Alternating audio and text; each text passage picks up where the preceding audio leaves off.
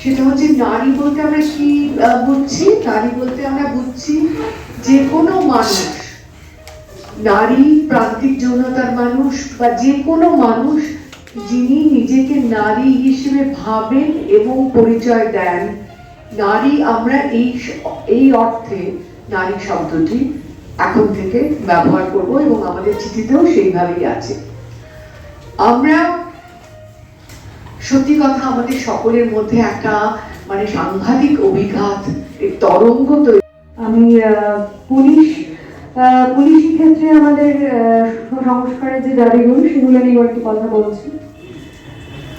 পুলিশি ক্ষেত্রে ব্যাপক সংস্কার ও সচেতনতামূলক প্রচার চালানো আবশ্যক এবং মহিলা পুলিশ অফিসারদের সমন্বয়ে একটি সেল তৈরি করা, যেখানে এই যৌন নির্যাতনের ঘটনা এবং মানে মহিলাদের উপর ঘটে বলার কথা ছিল,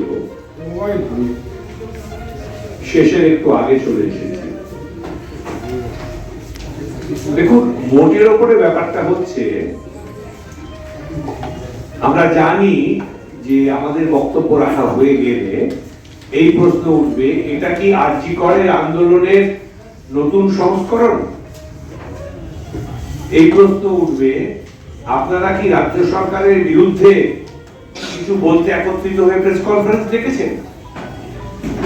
আমরা নিজেদের মধ্যে কিন্তু প্রথম এটা একদিনে ঠিক হয়, আর সকলে মিলে ঠিক করেছি না, এর লং টার্ম দীর্ঘকালিক সমাধান দরকার। এই সমাধান আমাদের যা মনে হয়েছে, আমরা যা যা অবিলম্বে দরকার বা দীর্ঘকালে দরকার মনে করেছি, তার একটা লিস্ট তালিকা তৈরি করেছি। যে আমরা কি করতে পারি যাতে নারীদের, যে অর্থে নারী বললাম, সেই নারীদের সুরক্ষা এবং নিরাপত্তার একটা দীর্ঘমেয়াদী ব্যবস্থা করা যায়। মানে এই ব্যাপারটা কিন্তু আরজি করের ঘটনা ঘটেছে, তার আগে কিছু ঘটনা ঘটেছে, তার পরেও ঘটনা ঘটেছে, এটা আপনারা সবাই জানেন, তাই না?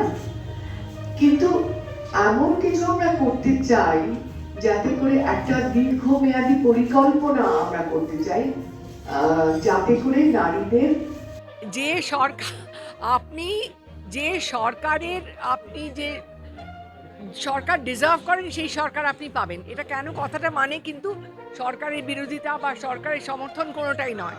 কথাটা হচ্ছে যে আপনাকে ভিজিলেন্ট থাকতে হবে নাগরিক হিসেবে। এই সরকার, যে কোনো সরকার, তার অন্যায়গুলো বা তার খামতিগুলো আপনাকে ধরিয়ে দিতে হবে, বারবার প্রেশারাইজ করতে হবে, নইলে কিন্তু আপনার নাগরিক কর্তব্য শেষ হয় না। আর নাগরিক কর্তব্যগুলো না করলে নাগরিক অধিকারও আপনি চাইতে পারেন না। কথা বলেছি, মহিলাদের কর্মক্ষেত্রে নিরাপত্তা, পুলিশ ব্যবস্থার সংস্কার, নিরাপদ গণপরিবহন এবং বিদ্যালয়ে সচেতন প্রশিক্ষণ। আমরা মনে করেছি এই চারটে থামের ওপরে, এই চারটে পায়ার ওপরে যে টেবিলটা দাঁড়িয়ে আছে, সেই টেবিলটা যদি আমরা তৈরি করতে পারি, তাহলে সমস্যাটা ডিল করতে, সমস্যাটা নিয়ে ভবিষ্যতে ডিল করতে সুবিধে হবে এবং সমস্যাটা ক্রমশ কমবে।